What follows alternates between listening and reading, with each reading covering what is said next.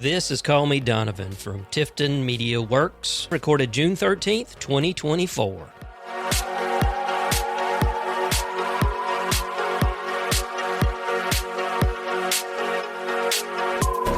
Hey, and welcome back to another episode of this podcast. Thank you for joining me. I hope you're having a wonderful morning, lunchtime, afternoon, evening, whenever it is that you're listening to this. In this episode, I want to talk about a few things, and just bear with me as I will probably just kind of meander through all of this. Hopefully it all makes sense, but that's the reason why I need your compassionate ear, if you will. I want to start out talking about boredom. Boredom, to me, is one of, if not the toughest aspect of being sober. It's catch-22. While drinking has a way of preventing boredom from consuming your day, your month, year, hell, even your life, of course, the catch is the regret afterwards. Where did the weekend go?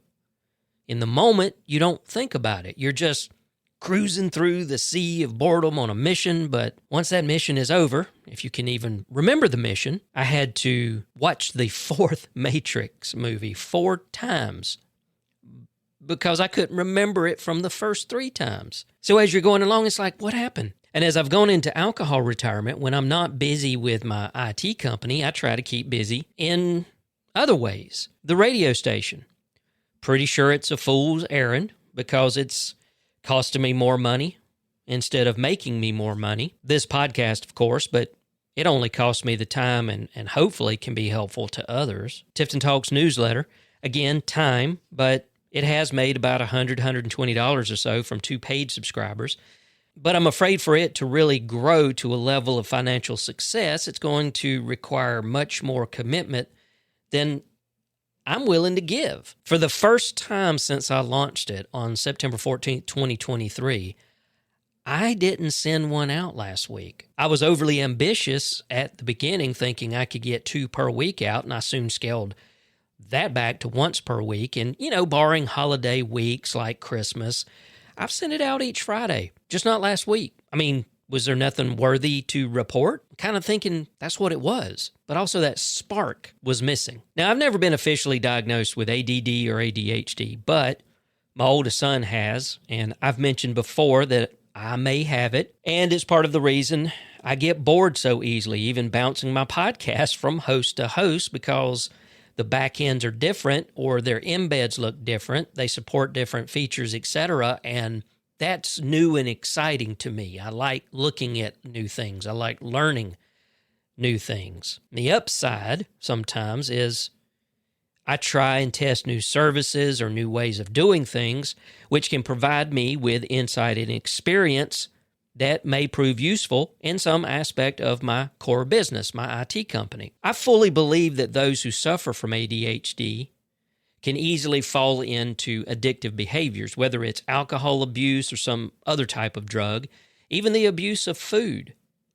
I read recently, being in a highly sexualized state, such as wanting or needing sex all the time, well, that can be a symptom or a sign of ADHD, and I believe it. Sex can be used as a way to treat boredom, even if for just for a few minutes.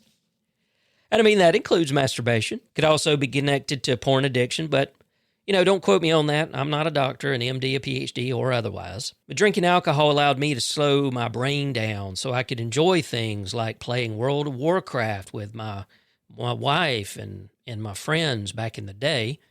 And because that game could get unbearably boring. After the first decade, the luster just kind of wore off of it. But there were times over the last few years, especially during the pandemic, where that was something I look forward to, is my wife and I would come out to the office and, even before I built her a PC out here to play, we would be on Discord and she'd be in the house and on her PC there, which is in our bedroom, and I'd be out here and we'd be playing and I'd be drinking. It was a lot of fun for me, maybe not so much for her. Now, on the topic of starting new projects, something that may or may not be connected to ADHD is I get excited about starting new projects only to have that excitement dull, dissipate, or outright vanish to the point many times I just abandon the project. Unfortunately, my podcast co-hosts know this all too well. I've published 2 books, albeit on Amazon. I mean, that's nothing to knock that. I mean, there are people out there that have made a living, before AI basically turned it into a shit show, by publishing books on Amazon. And I had these grandiose plans for more, only for me to get bored and abandon them. I mean, I still have what I wrote somewhere. I just can't seem to get started back on them. I guess this little whine fest, W-H-I-N-E, not W-I-N-E, is because I'm finding all the things I've been doing to stay busy when my main job isn't taking my time. Well, these things have become dull habits, I guess. It's still better than the alternative. I may have to keep trying different things until something fits, something sticks. The old throw it all on the wall and see what sticks ideology. It's like with the radio station. What was my motivation to start it? Knowing that people have other services such as Spotify, Apple Music, etc., I envisioned it and marketed it as, quote, local radio is back, and targeted Gen X. Because our last 2 stations, or rather our last true local radio station, went off the air about 2 or 3 years ago when Plant Telecommunications sold off the telephone and cable companies to True Vista. Now, background, Plant Telecommunications is the company that bought CityNet. CityNet was the cable broadband department for the city of Tifton. And I was the network manager there from 1999 to 2004.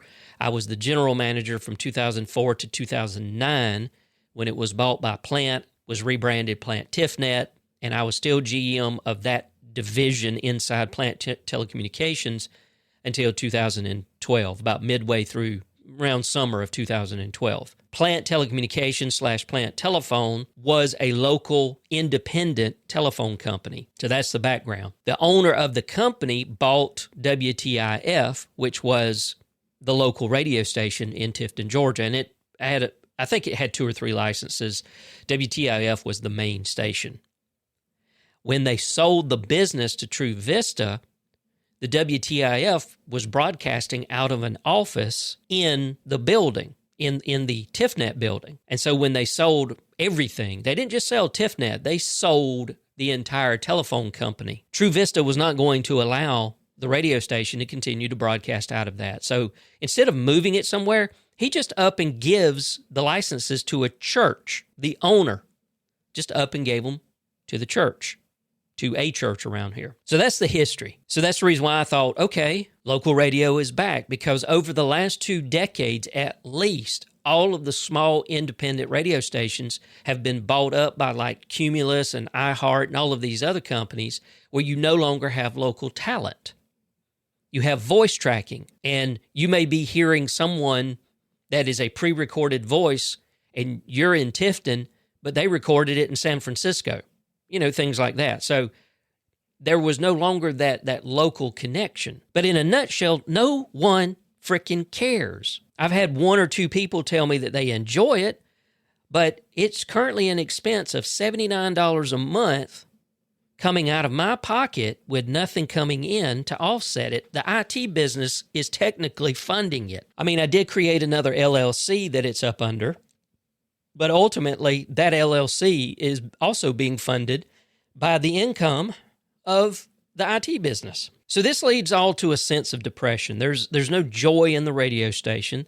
The joy of podcasting is hit or miss. I mean, I spent a little over $1,200 or so making a small podcasting studio in my office here, and I haven't even used it once other than just testing and getting the microphone set up and everything and playing with the new mixer. It's a Rodecaster Pro 2.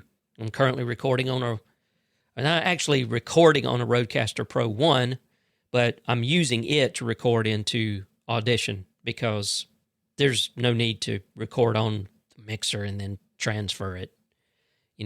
I'll do that when it's a multi-person thing, a multi-track, but this is just easier. I do this podcast mostly as therapy, but hey, if you need to know how to set up an online radio station where you can go live and have co-host and callers, I'm your guy. I'm on basically month 7 of testing all sorts of things with the station. It's been running that long. I've discussed with my wife about us doing a couples podcast similar to my friend James Kennison and his wife Jen. She and I have done podcasts in the past before.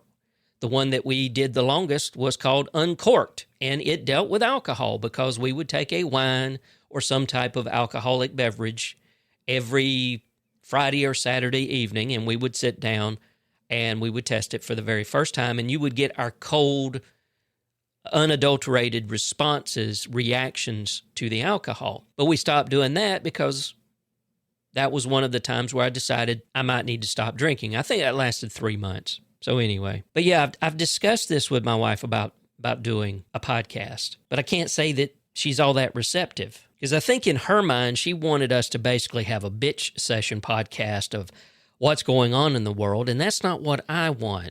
We are unique in that we are older Gen Xers that have been married 34 years this year, 2024. We got married early. We got married in 1990. I was 20. She was 19. We have 3 grown kids, with our youngest being 27. I want to talk about our life together, not the real personal stuff like our sex life and things like that, because she's made that perfectly clear. She's not interested in that, and I get it.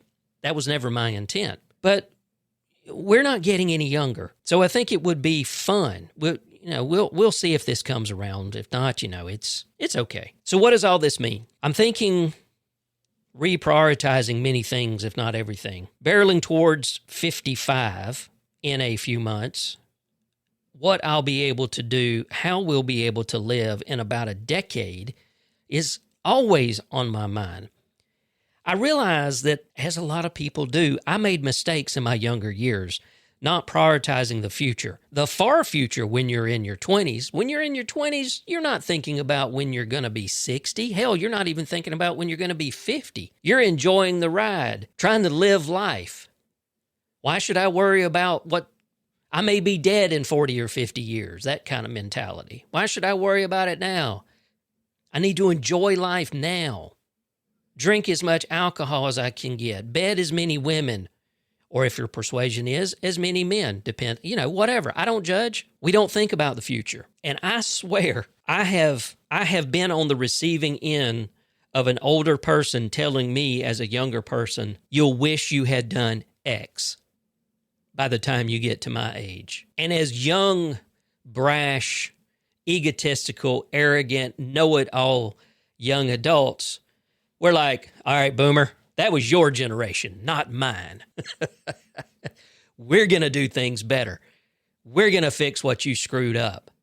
I think we've all come to eat those words. I have a lot of lost ground I'll never be able to make up, so I need to start doing my best, the best I can, to prepare and make smarter choices. That probably means stop spending money on things that aren't going to make me money. At 65, I don't want to have to work, but do so if I wish, if for no other reason than to stave off boredom.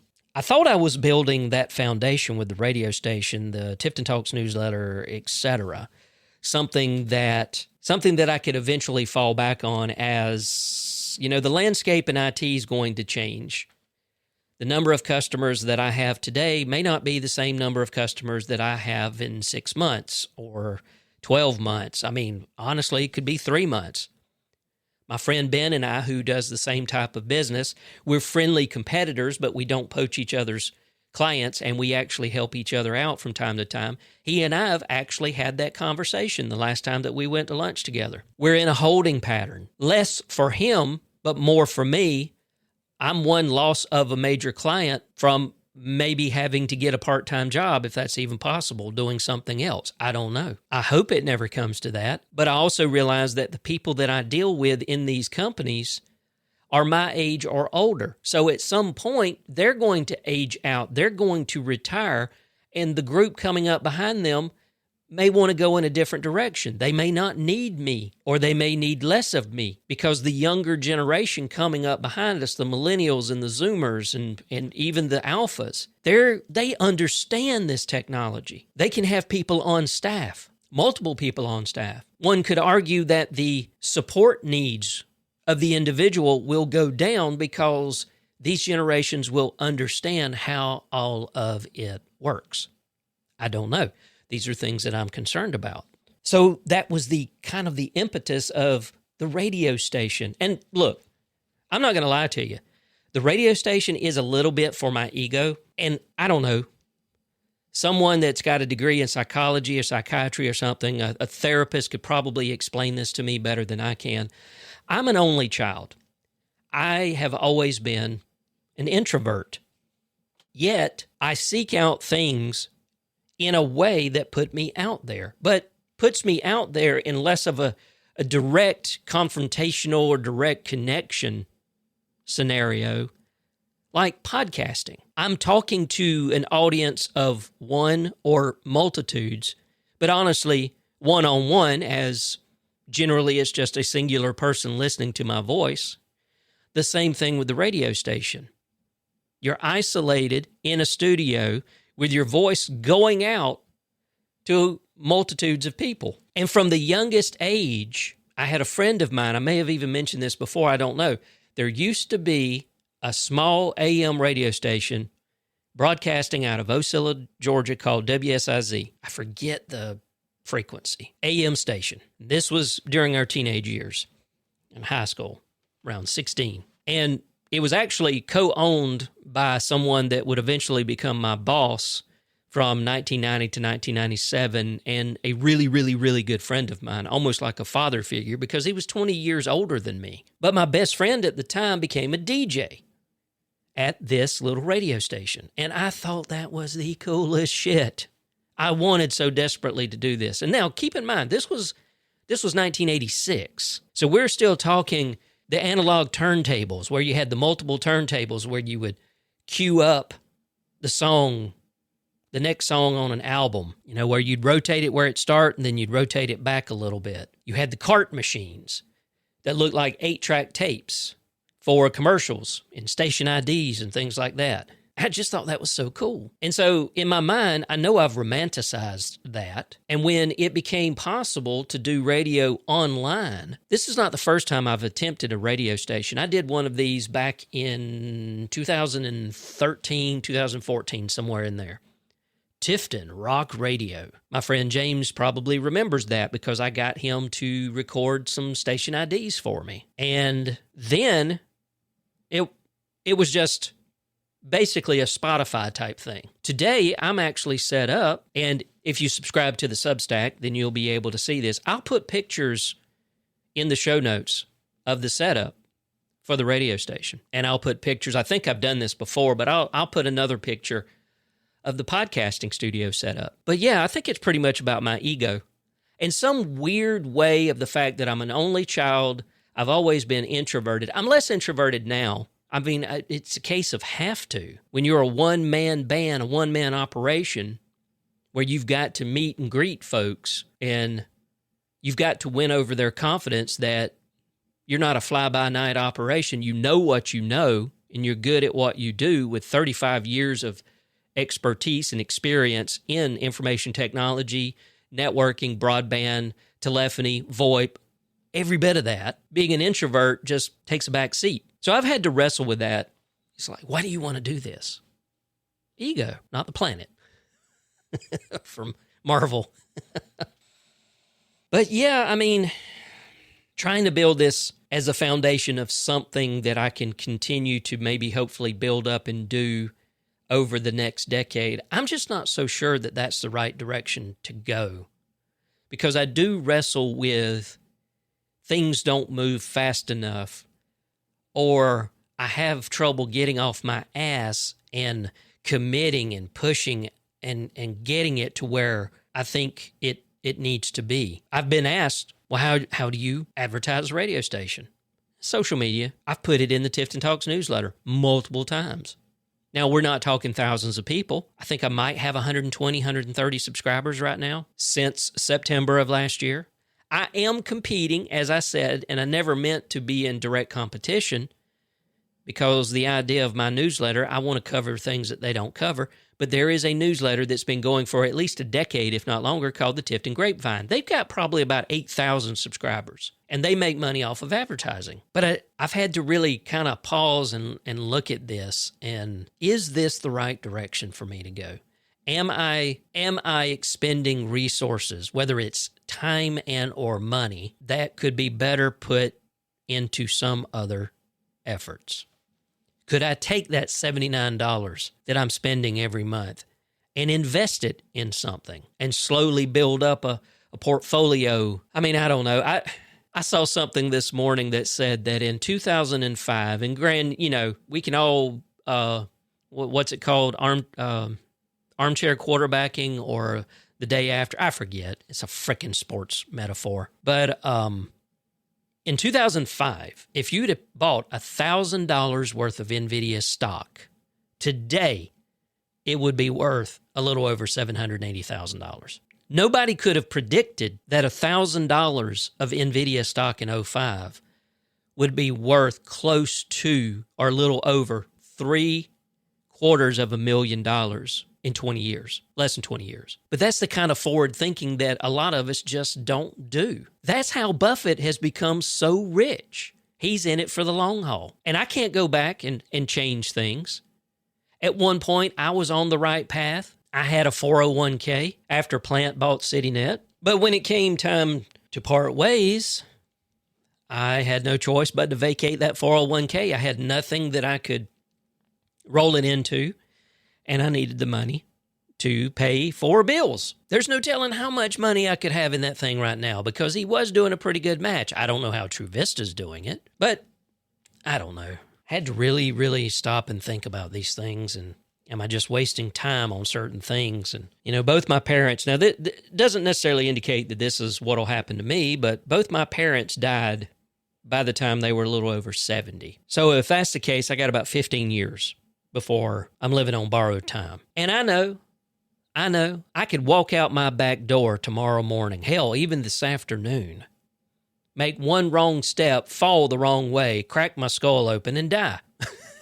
Whoa, wow, that got morbid, didn't it? Anyway, I did my best to try to make this connected to alcohol retirement, and it really is about the whole boredom thing. But as I was collecting my thoughts, this is where it led me, and I was like, you know what? I'm just going to put it out there. Either it will be beneficial for some people or it won't be. Either you'll listen to my words and you'll go, I feel exactly like that. I'm in the same scenario. Or you'll be like, what the hell is he talking about? He's a whiny little bitch. Either way, let me know your thoughts. You can email me, don@callmedonovan.com, or you can call up, leave a voicemail, or you can send a text. 229-796-4009, 229-796-4009. You can find me on Twitter, Insta, or Threads at Don Adkisson. Now, if I get this recorded in time, I am supposed to guest on That Story Show, James Kennison's clean comedy podcast. I've mentioned James earlier in this podcast. He and I have been friends. We've known each other for probably a little over a decade now. I think I've been on his podcast at least once, maybe twice. So check that out. Check That Story Show. And he's got a couple other podcasts at nlcast.com. That's nlcast.com. That stands for Nobody's Listening, because That Story Show, he actually changed the name of it to That Story Show around about 2014. It used to be called Nobody's Listening. He does it every Thursday around 5 o'clock, I think, Central Time, which should be 6 o'clock my time. He does it live, YouTube, Twitch. So I'm recording on the 13th at 8:53 a.m., so that means that if everything goes off without a hitch, I should be on his show this afternoon. So we'll see how that goes. Me, clean comedy? I don't know. We'll see. Anyway, as usual, thank you for your time. I know your time is precious. You're a busy person. I hope you've gotten something out of this episode. Give you something to think about. But thanks for listening.